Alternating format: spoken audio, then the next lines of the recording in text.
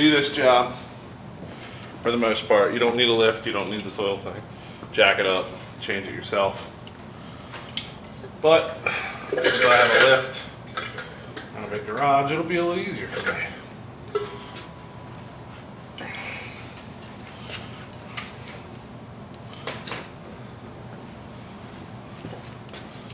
This black pan here is your oil pan. This pan back here is a transmission pan. There's no drain plug. Just for anybody that doesn't know. 15mm socket. I did run the engine for a few minutes before this just to make sure the engine oil was warm. Warmer.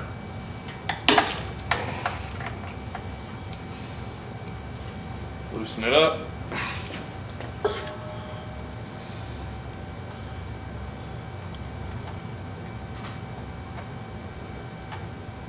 Pull the drain plug.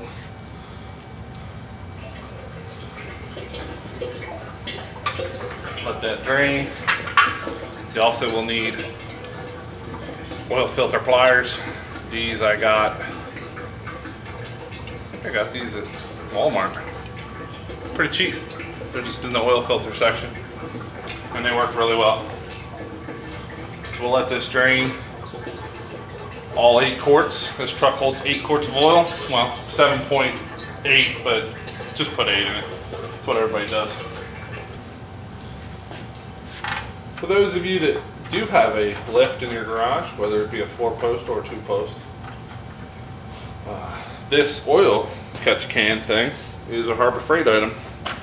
It's a Pittsburgh tool, 20-gallon oil lift drain, and I think with the you can get a 20% off coupon. Don't over torque that. Just snug it. It's got an O-ring. It'll seal. I see people all the time over torque them, or they use an impact tool or some kind of pneumatic tool. Do not use powered tools on your oil drain plug. Hand tools are all you need. That'll work. This up here is your oil filter. It's on the front of the motor. They have this little plastic chute here, but from what I've heard, the oil doesn't come this way. It goes out the back too. So you just got to be ready for it.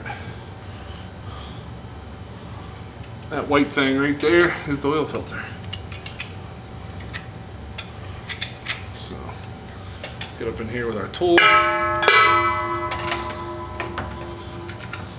Now playing the drums.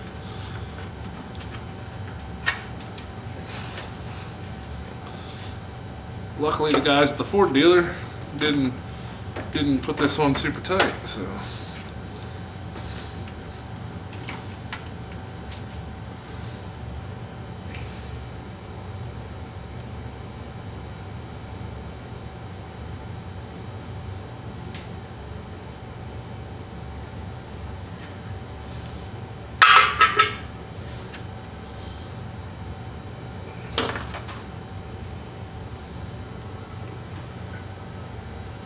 This takes an FL 500S oil filter.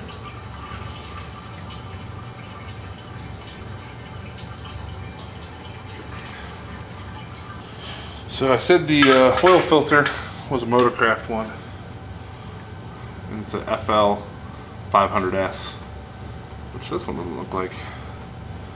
Maybe it's been on there a good while. I'm going to be putting on this K&N HP 2011 filter, just because I wanted a little bit better of a filter. Comment below if you guys like the K&N filters or don't.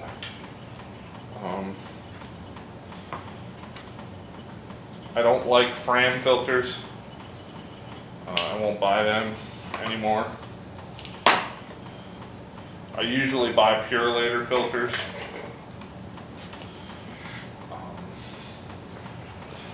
But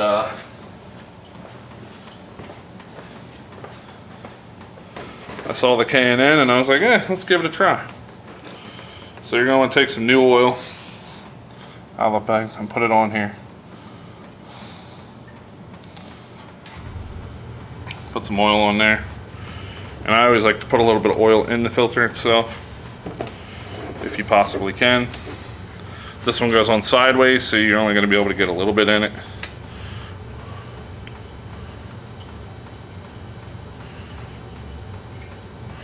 But a little bit of oil in the filter helps on that first startup. If your filter goes on straight up like this, then you can fill it. But this one goes horizontally, so we'll see.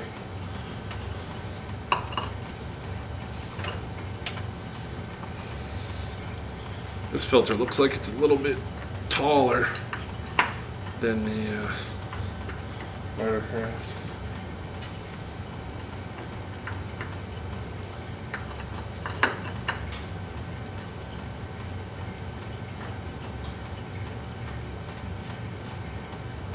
And I always write the mileage that I changed it on the filter, just so I know and the person changing it knows.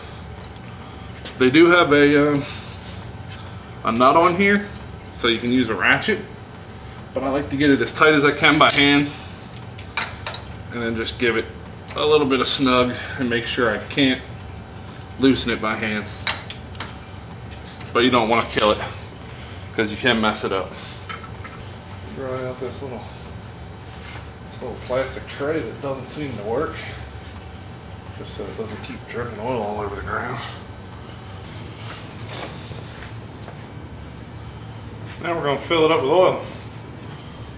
This is what the dealer uses. It's 5W20 synthetic blend oil. That's what the dealer calls for. That's what the owner's manual calls for. That's what Ford wants you to use. You can use full synthetic if you want, but you're going to pay a lot more money for it, and you're not going to get that much more protection. Now, before you do this, you want to make sure you have the oil filter on and the drain plug in. Do not forget to put them in, because you'll pour $40 worth of oil on the floor. Now this is a 5-quart jug. I bought 2 of these, so that's 10 quarts total, but I'm only going to use 8, and then I'll have some left over.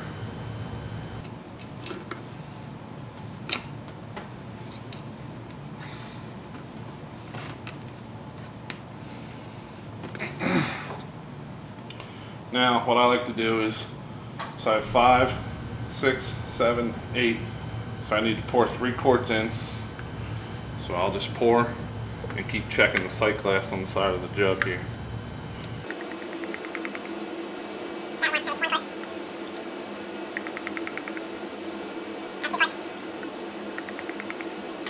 Just funnel's still draining a little bit. Just clean off the cap here if any dirt got on it. Clean off this little O-ring. This little O-ring keeps the dirt out of your engine, seals it, and it also allows for positive crankcase pressure.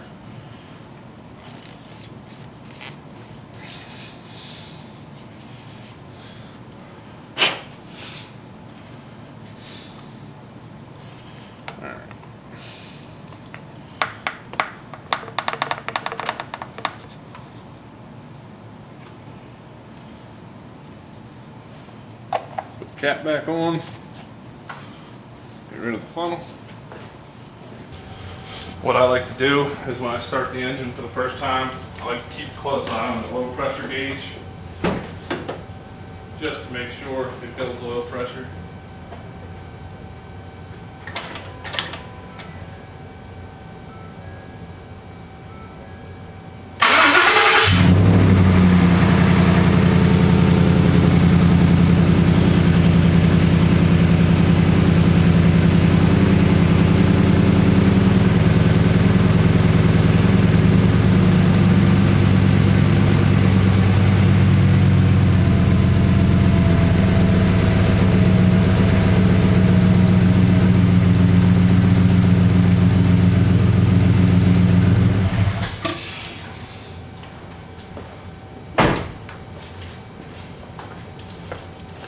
That's sufficient amount of runtime.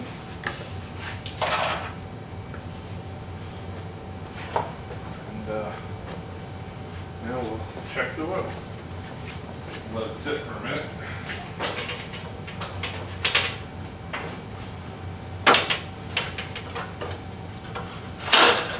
I'll get myself a little step ladder here. This oil dipstick is a pain to use. Easier now.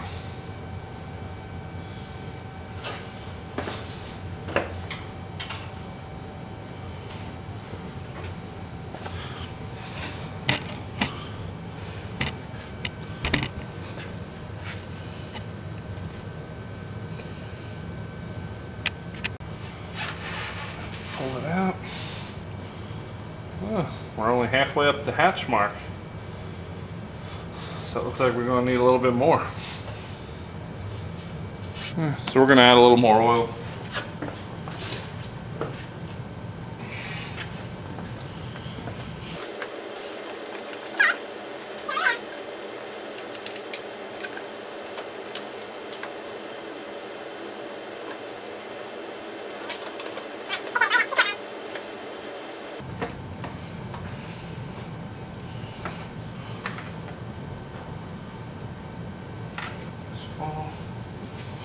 Cap back on.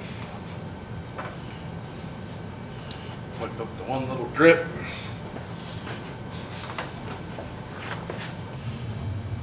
It's down there. See that yellow handle? So it's kind of a difficult place to get to. It's kind of difficult getting the camera angles.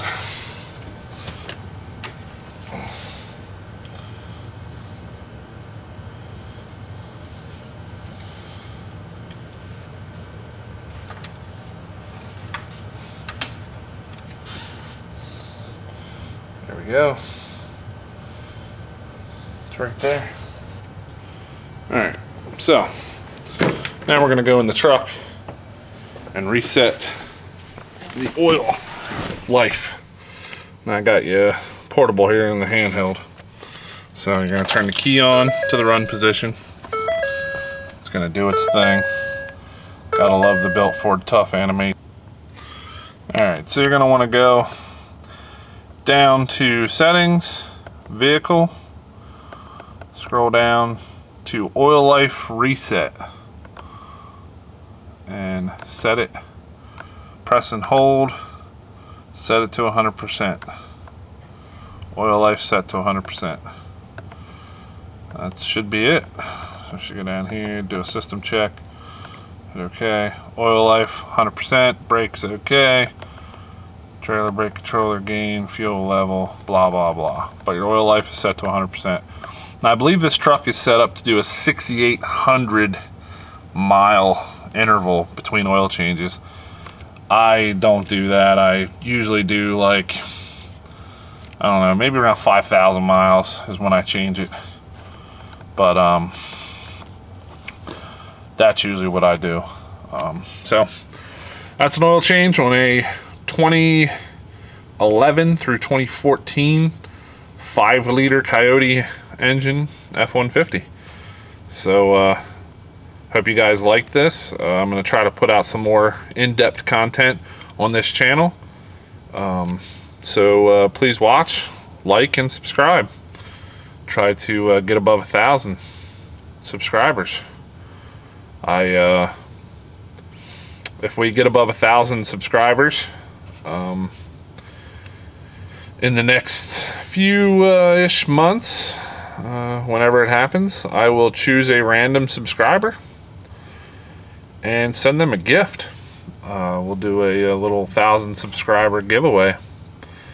We'll choose at random. I don't want to single out the 1,000th subscriber because I think that's kind of unfair. But I will choose a random person. So, with that being said, this is the Electronic Mechanic, and I'm done.